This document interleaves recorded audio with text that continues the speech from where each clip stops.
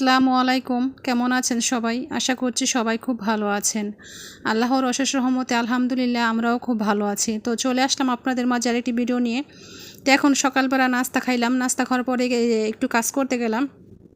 কারণ আমার এইখানে না কয়েকটা মিষ্টি কুমড়ার চারা বিচি লাগাইছিলাম, ফালাইছিলাম। তো অনেক দিন ধরে দেখি যে চারা উঠছে। তো চারাটা কিন্তু অনেকখানি বাইছে। তো আমি ওর বাবাকে কয়েকদিন ধরে একটু বলতেছিলাম যে একটু মানে এই চারাটা একটু ছাদের উপরে উঠাই দেওয়ার জন্য। কারণ নিচে না বাওয়ার কোনো জায়গা, মানে যে বাইবে কোনো জায়গা ছিল না। তো বলছিলাম একটু ছাদের মধ্যে উঠাই দেওয়ার জন্য। তো অনেক দিন বলার পর ওর বাবা কিন্তু উঠাই দিতেছিল না। তো আমি আর আমার ছেলে কিন্তু অনেক চেষ্টা করার পরে কিন্তু মানে বুদ্ধি বাইর করছে যে এইভাবে ছাদের উপর উঠাবো। তো আমার না কোনো যে ছিল না যে কোনো ডাল দিয়ে আমি উঠাবো, যা কোনো কিছু মানে জারা টাটা দিব আর কি, তেগুলাই ছিল না। তো এই জন্য কিন্তু আমি বাঁশ দিয়ে তারপরে কিন্তু বাঁশের উপরে এরকম দড়ি টানাইয়া উপরের দিকে যদি উঠাইতে পারি, তাহলে কি হয় দেখা যায় কয়েকটা ডুগাও যদি মনে করেন উপরে থাকে, কোনো কিছু না থাকলে খাওয়া যায় কিন্তু।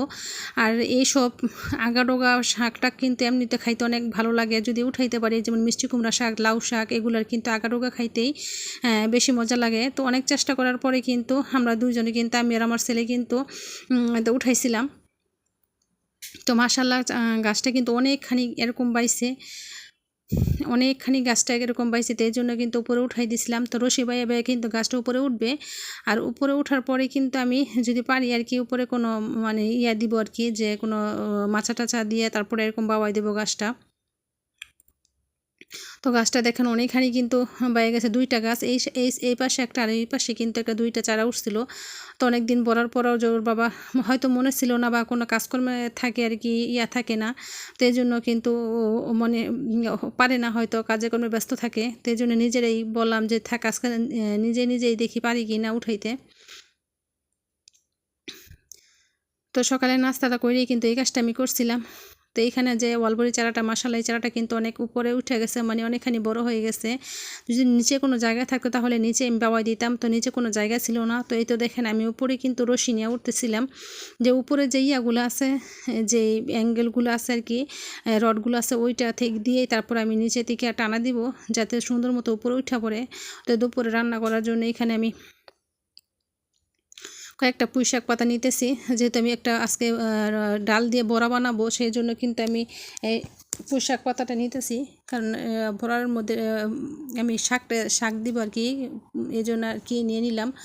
তো শাকগুলো আমি পাতা, শুধু শাক নিব না, পাতা নিব আর কি, যে পাতাগুলো, এই পাতাগুলো তারপরে আমি দিয়ে দিব যে বড়া বানাবো, বড়া বানানোর জন্য।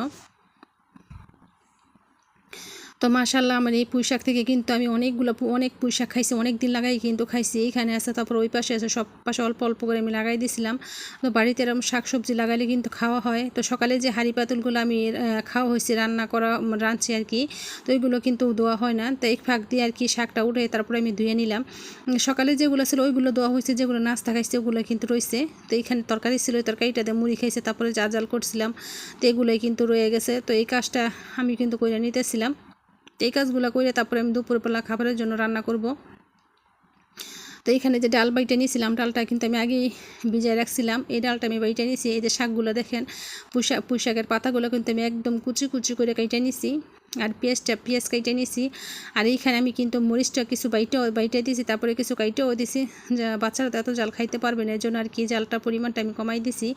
এখানে আমি ডালটা বসাই দিয়েছি। আর এখানে আজকে শুটকি তরকারি রান্না করছে আলু দিয়ে, আর এই বড়া বানাবো। তো এইগুলো দেখেন আমি কি করছি, বড়ার মধ্যে আবার যে ছোট ছোট যে চিংড়ি মাছগুলো আছে, ওইটা আমার দেখাইতে একটু মনে ছিল না, আমি অফ ক্যামেরায় দিয়ে দিছিলাম।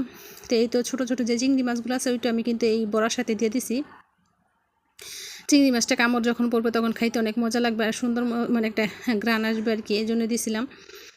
তো এই বড়াটা আমি সুন্দর মতন দিয়ে দিব। দুপুরে কিন্তু গরম ভাত দিয়ে খাইতে কিন্তু অনেক মজা লাগে।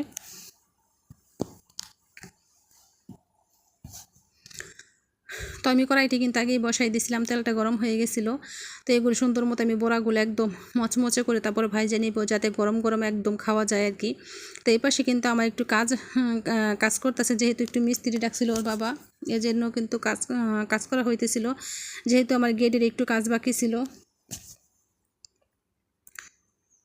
গেটের একটু কাজ বাকি ছিল, ওই কাজটা কিন্তু আজকে মিস্ত্রি আনাই করতেছিল, কারণ যখন টাইলস বসাবে তখন তো আর পরে মানে এটা করানো যাবে না আর কি। এই জন্য আগে এই জায়গাটা কিন্তু একদম সুন্দর করে ফাঁকা করে দিতেছিল, তো এই জন্য কিন্তু ডাকা হয়েছিল, ওরাও কিন্তু কাজ করতেছে।